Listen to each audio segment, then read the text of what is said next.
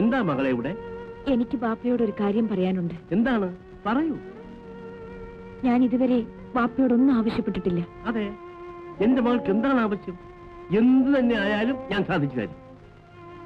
Baghdad മഹാരാജാവ് വാക്കുമാറില്ലെന്ന് എനിക്കറിയാം.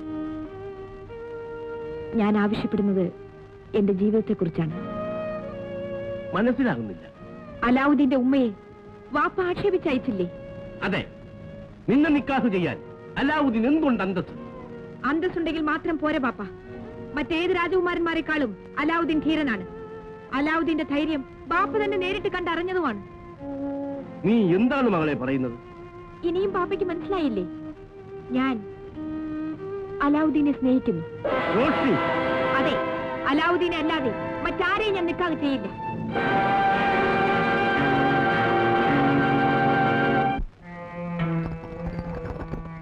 ഇത്തരം രത്നങ്ങൾ രാജാവിന് കാഴ്ചവെക്കാൻ ഒരു സാധാരണക്കാരനെ കൊണ്ട് സാധ്യമല്ല. അലാവുദ്ദീൻ എവിടെ നിന്ന് കിട്ടുന്നു? ഞാനും അതാണ് ആലോചിക്കുന്നത്. ഇതിലെന്തോ രഹസ്യമുണ്ട്. ശരി,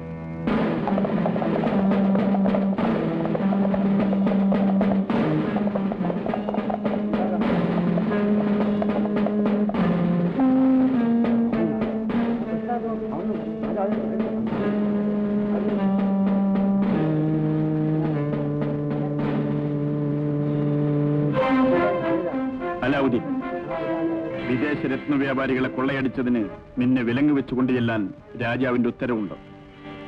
കൊള്ളയോ? ഞാനോ? എനിക്കൊന്നും അറിയില്ല. ഞാൻ കൊള്ളയതില്ല. അത് രാജാവ് തീരുമാനിക്കും. അല്ല, ഇവനെ പിടിച്ചു കെട്ടി കൊണ്ടുവരണം. അല്ല അല്ല, ഞാൻ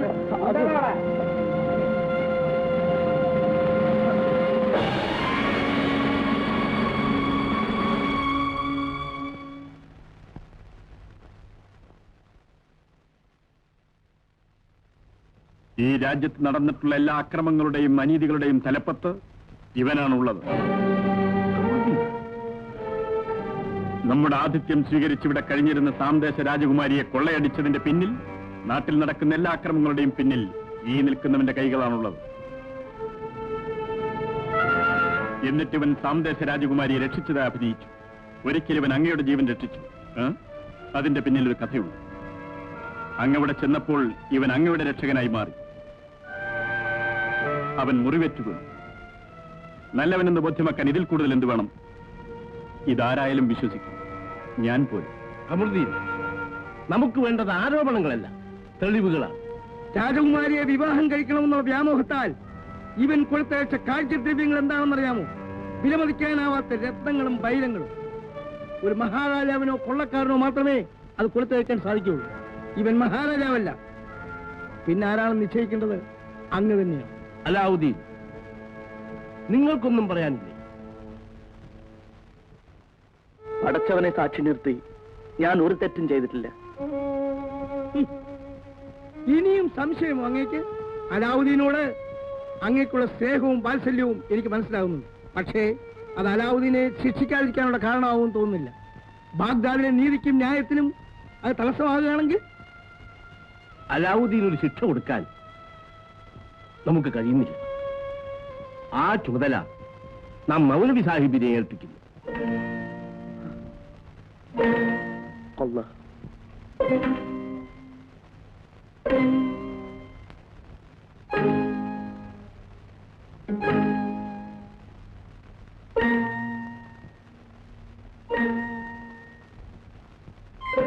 അവന്റെ കൈകൾ അഴിച്ചുവിടും.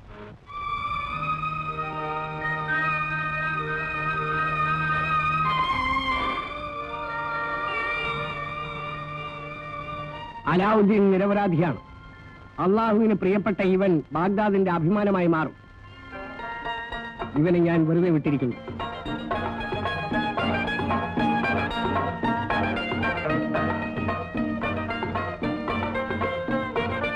അള്ളാഹുവിന്റെ അനുഗ്രഹം നിനക്ക് എന്നും ഉണ്ടായിരിക്കും.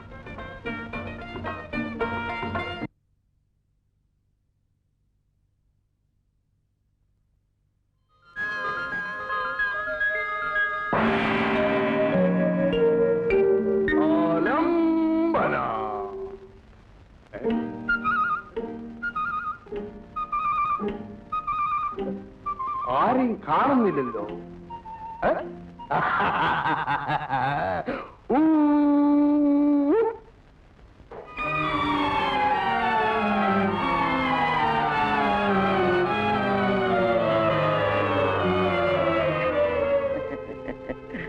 ഒളിച്ചു കളിക്കാന്ന് വിചാരിച്ചു. ആ, ഇനി അമീർ വിളിക്ക്, ഞാൻ കണ്ടുപിടിക്കാം.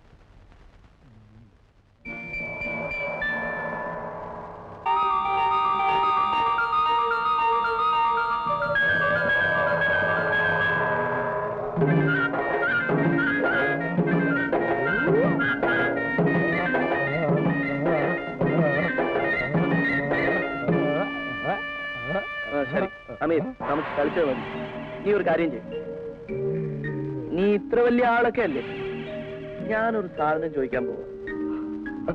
ആലംബര, ഇതെന്താണ് ഇത്രയും വലിയൊരു സാധനം? അതൊക്കെ ഉണ്ട്. ലോകത്തിൽ ഇതേവരെ ആരും ധരിക്കാത്ത ഒരു വസ്ത്രം എനിക്ക് വേണം. ആലംബര, എന്താ പറ്റില്ലേ?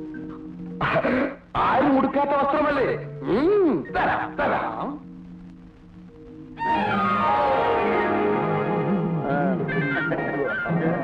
അയ്യോ അമീർ, എന്താ ഇത്? ഞാൻ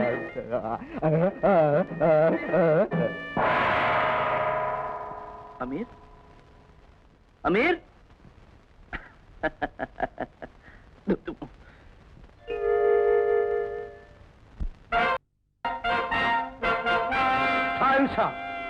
കേവലം ഒരു തുന്നക്കാരന്റെ മകൻ രാജകുമാരിയുടെ ഭർത്തൃപദം അലങ്കരിക്കുന്നത് ലജ്ജാവഹമാണ്.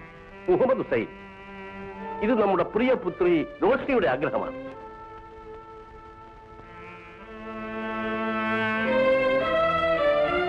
ക്ഷമിക്കണം ഷാൻഷാ, കുമാരിയുടെ ഭർത്തൃപദം അലങ്കരിക്കുന്ന ദേഹമല്ലേ നാളെ ഈ സിംഹാസനത്തിന് അവകാശി. ബാഗ്ദാദിന്റെ ഭാവിയിൽ അധിഷ്ഠിതമാണ് റോഷ്നി രാജകുമാരിയുടെ വിവാഹം.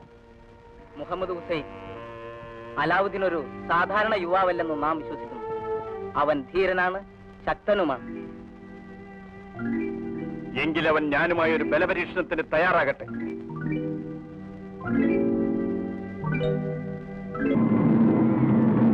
ആ